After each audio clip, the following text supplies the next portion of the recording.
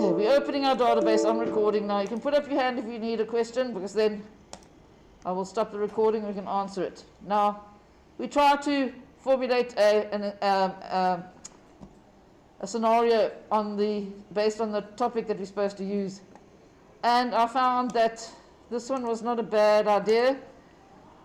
Sending messages to recipients where one message goes to many recipients.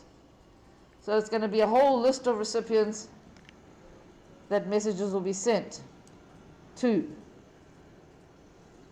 But I forgot about the thing of replying. When we think about that, how does the story work? One message is sent to many recipients. One recipient is a person who gets a message, isn't it? A person is going to get one message. Does that make sense to you? Let's think about it. Because it's more like many messages, isn't it? If I say one message, it's got to be sent to many people.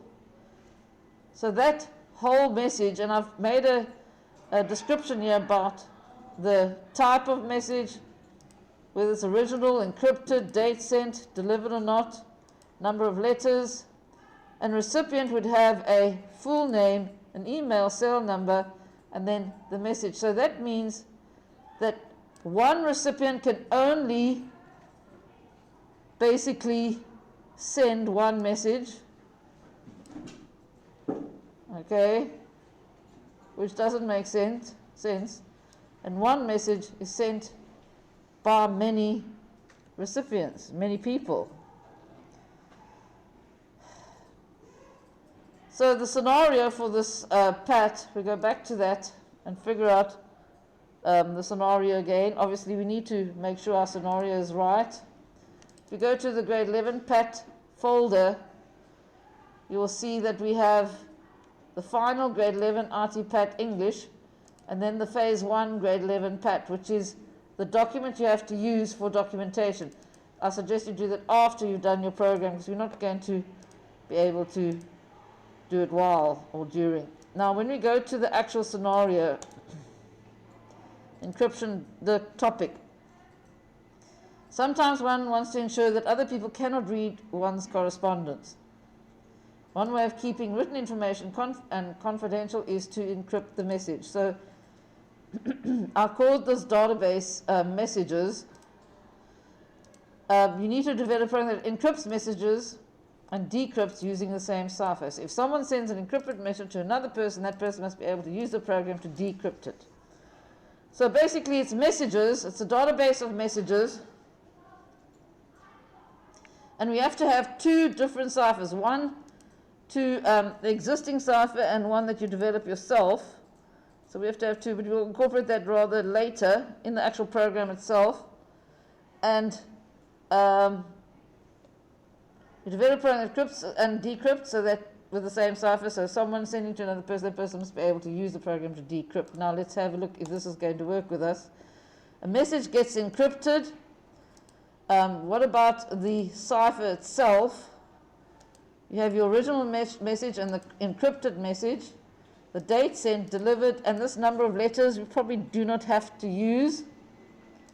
Okay, so that's one option we don't have to use. You might find that you can remove some of these fields. Now the recipient is going to receive messages, but it will only receive one message. So we basically got a database about messages.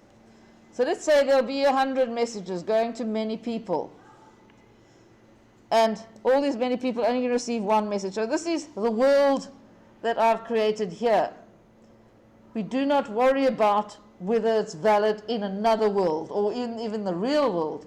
We're only worrying about the world that we are busy looking at on the screen right now.